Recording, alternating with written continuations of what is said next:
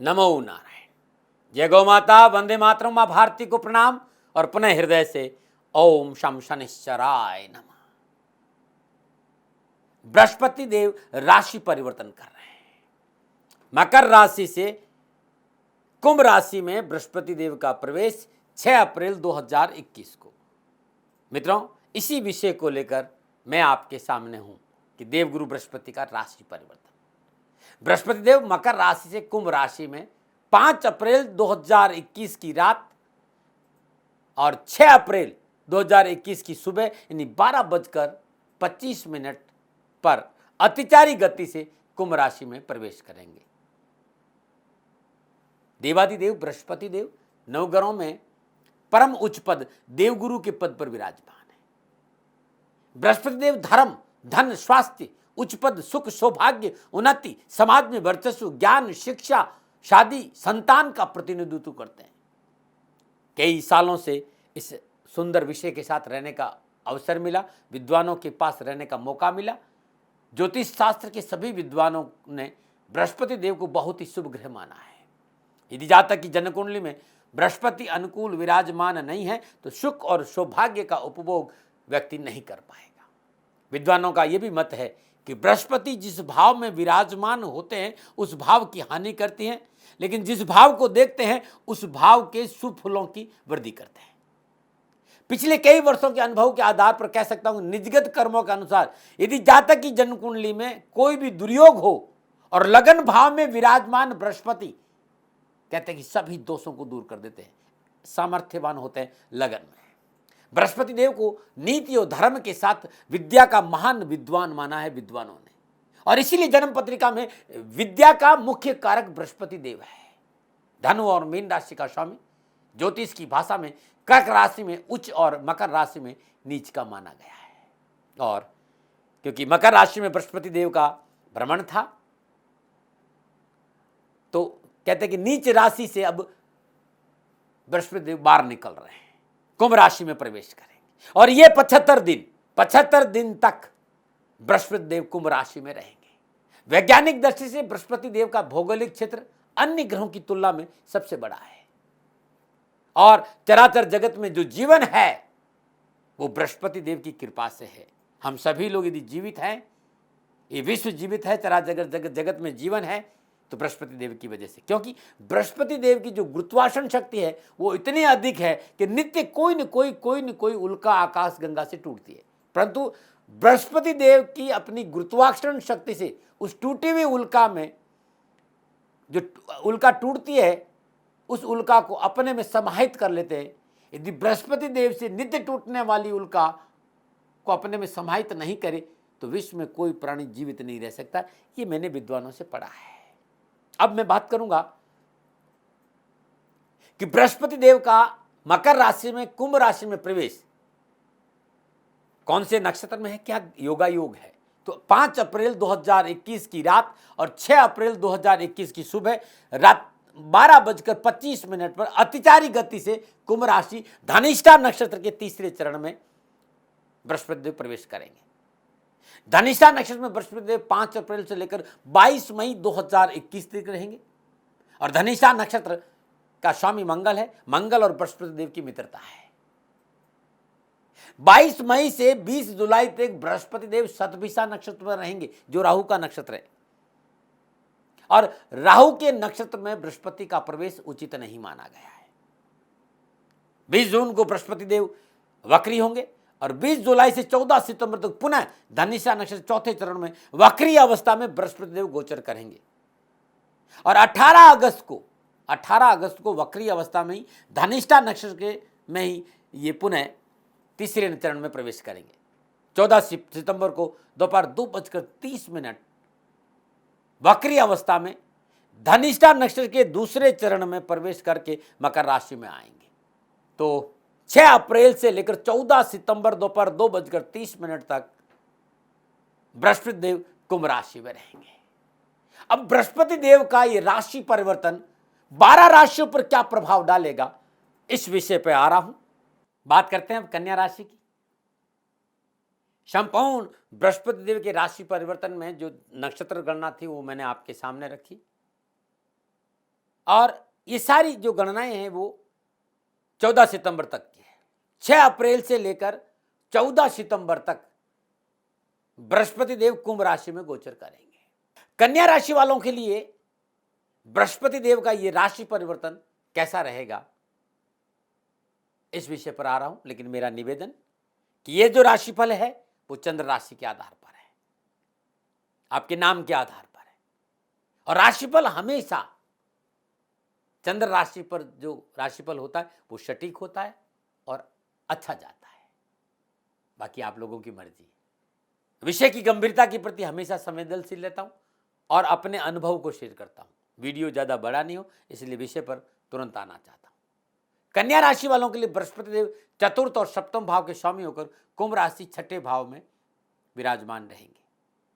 और कन्या राशि में के लिए बृहस्पति देव 14 सितंबर 2021 दोपहर 2:30 तो छठे भाव से गोचर, 6 अप्रैल से लेकर 14 सितंबर तक ये छठे भाव में रहेंगे।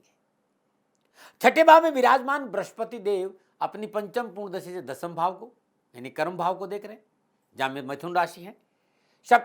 सप्तम पूर्ण दशा से 12वें भाव को देख रहे हैं और 12वां भाव व्यय का भाव है, मोक्ष का भाव है।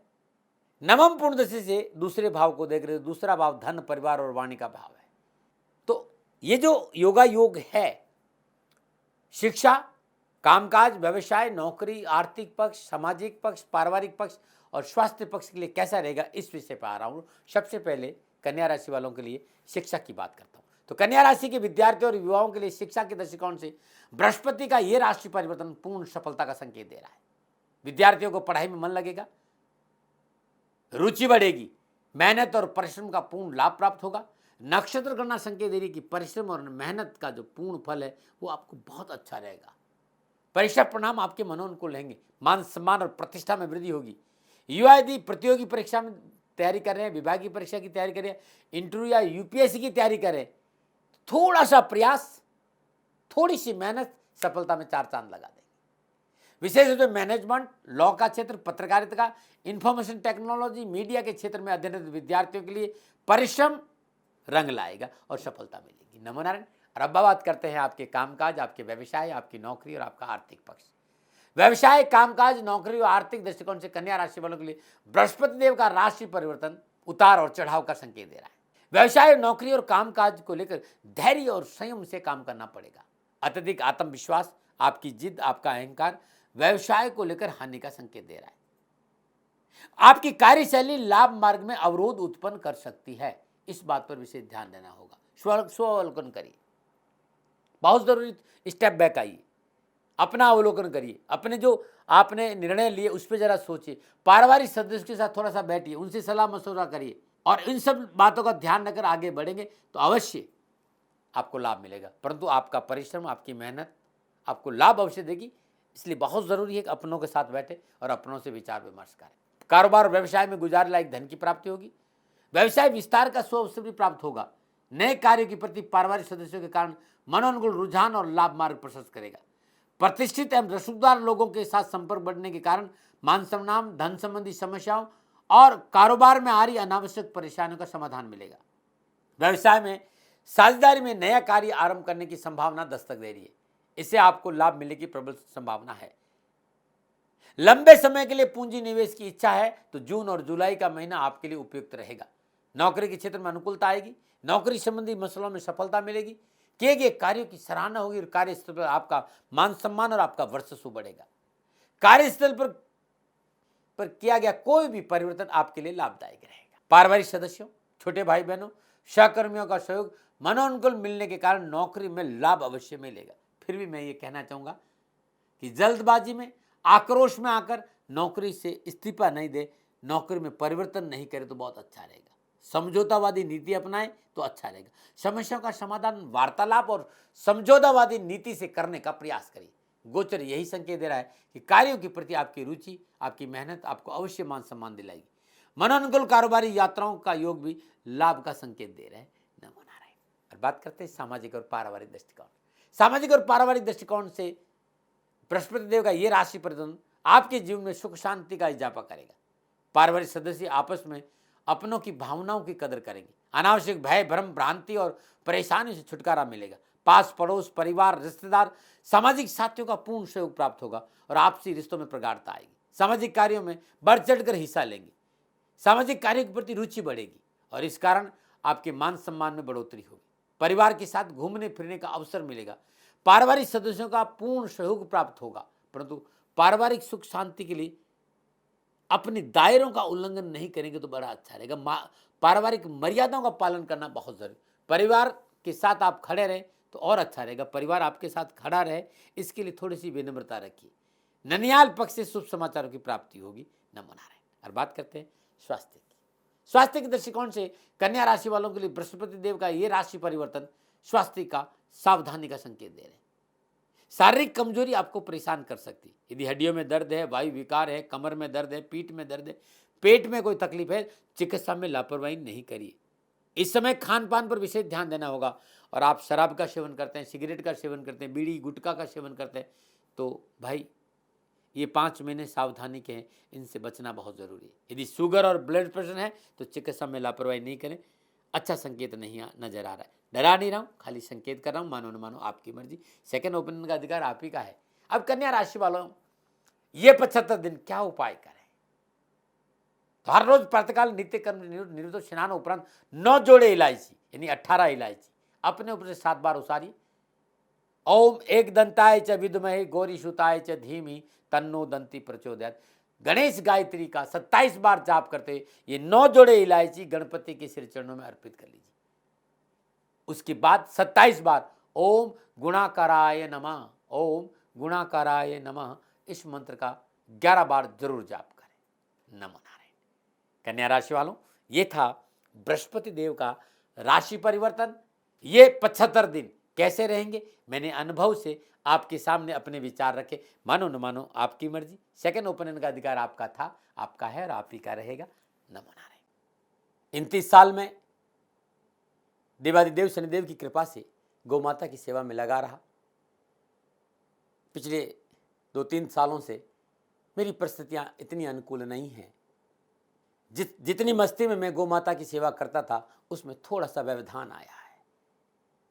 राष्ट्र पे पूर्ण विश्वास है, क्योंकि लोगों ने मेरे से जब कहा कि राष्ट्र आपकी बात सुनते हैं, राष्ट्र आप पे विश्वास करते हैं, इसी विश्वास और इसी भाव के साथ आपके सामने आया कि मित्रों और साथियों मेरी आर्थिक परिस्थिति इस समय ठीक नहीं है, मुझे गौ माता की सेवा में आपका सहयोग चाहिए। आप गौ माता की सेवा करेंगे तो मैं आपकी सेवा में हाजिर हूं। जो मैं जानता हूं, मेरे आराध्य देवादिदेव शनिदेव गुरु महाराज जी की दया से ज्योतिष के आसपास रहने का अवसर मिला। आपको ज्योतिषी समाधान में मेरा सहयोग चाहिए। मैं कोई प्रजापिता ब्रह्मा नहीं हूं और नहीं मैं हथेली में सरसों उगाता हूं। मैं प्रयास करता हूं, मैं आपके लिए प्रयास करूंगा ज्योतिषी समाधान के लिए। और इसकी एवज में मैंने आप लोगों से निवेदन किया था कि आप गौ माता के लिए 2100 रुपया गौशाला में जरूर दें। आप सभी लोगों ने मेरे पे विश्वास किया और आप सहयोग कर रहे हैं। उन सभी को मैं प्रणाम करता हूं, क्योंकि जो व्यक्ति मेरी गौ माता का सेवा करता है वो इस समय मेरा भगवान है भाई। मेरी गौ माता भूखी नहीं रहे, मेरी गौ माता को चारा मिले। और जो भी दानदाता, जो भी राष्ट्रभक्त गौ माता की सेवा करता है उनको मैं प्रणाम करता हूं। निवेदन इतना ही है कि अब गर्मी आ गई है, इस समय चारा की बहुत तकलीफ बढ़ेगी। इतना दिन तो फिर भी खेतों में थोड़ा बहुत चारा था, इस समय गर्मी आने की वजह से चारे की तकलीफ ज़्यादा नज़र आ रही है। आप सभी से मेरा निवेदन है कि गायों के लिए हरा चारा मिल जाए, ऐसा कुछ प्रयास करिए। नंबर आपके सामने में है, इन नंबरों पर संपर्क करिए। मैं आपसे वीडियो कॉन्फ्रेंस में ज़रूर बात करूंगा और ये मेरा सौभाग्य होगा कि आप लोग गौ माता की सेवा कर रहे हैं, कहीं मैं आपको सहयोग करूं। जब आपको मेरी आवश्यकता पड़ेगी इन नंबरों पर मैं आपसे उपलब्ध रहूंगा। इन नंबरों पर कहकर आप समय पर समय ले लीजिए। हाँ, इतना ज़रूर है कि 2-4 दिन लग सकता है, क्योंकि लोग ज़्यादा रहते हैं। हर रोज़ मैं मुश्किल से 10 या 12 लोगों से बात कर सकता हूँ, क्योंकि ज्योतिषी समाधान के लिए थोड़ी साधना भी चाहिए, तो मैं उसमें रहता हूँ। आप सभी से मेरा निवेदन कि आप सभी लोग शनिधाम गौशाला में सहयोग करें और उसकी एवज में दाती महाराज आपकी सेवा में हाजिर हैं, हाजिर थे और हाजिर रहेंगे। चिड़ी चौंच भर गई नदी ने घटियो नीर, परमारथ के कारण ही मानव धरा शरीर। सेवा का फल हमेशा मीठा होता है साथियों, और समय बड़ा बलवान है, समय एक सा नहीं रहता है। आज मेरी परिस्थिति है कि मैं आपसे निवेदन कर, आज तक मैंने राष्ट्र से कभी पैसा नहीं मांगा। मैंने ये जरूर कहा कि सेवा पे ध्यान दीजिए, मैं भी सेवा कर रहा हूं, आप भी सेवा करिए। इस समय मैं खाली वाणी से आपकी सेवा कर पा रहा हूं। मेरी आर्थिक परिस्थितियां इतनी अच्छी नहीं है कि मैं गौ सेवा के लिए खड़ा रह सकूं। गौशाला में गायों को तकलीफ नहीं आए। पुनः मेरा निवेदन कि आप सभी लोग गायों के हरे चारे की व्यवस्था जरूर करें, और इसके लिए मैंने छोटा सा निवेदन कि यदि राष्ट्र के लोग 2100 रुपया भी गौशाला में दे देंगे तो कुछ तो मुझे सहयोग मिलेगा। जो लोग सहयोग कर रहे हैं उनको मेरा बहुत बहुत आभार, और जो लोग सहयोग के लिए आगे आएंगे, शनि भगवान के श्री चरणों में मेरी प्रार्थना कि शनि भगवान उनकी रक्षा करें, उनका जीवन सदा खुशियों से भरा रहे। मित्रों और साथियों, दाती महाराज जीवन भर आपके आभारी रहेंगे इस सेवा के लिए। मेरी गौ माता भूखी नहीं रहे, उन्हें तकलीफ नहीं आए, थोड़ा सा प्रयास जरूर करें। नमो नारायण।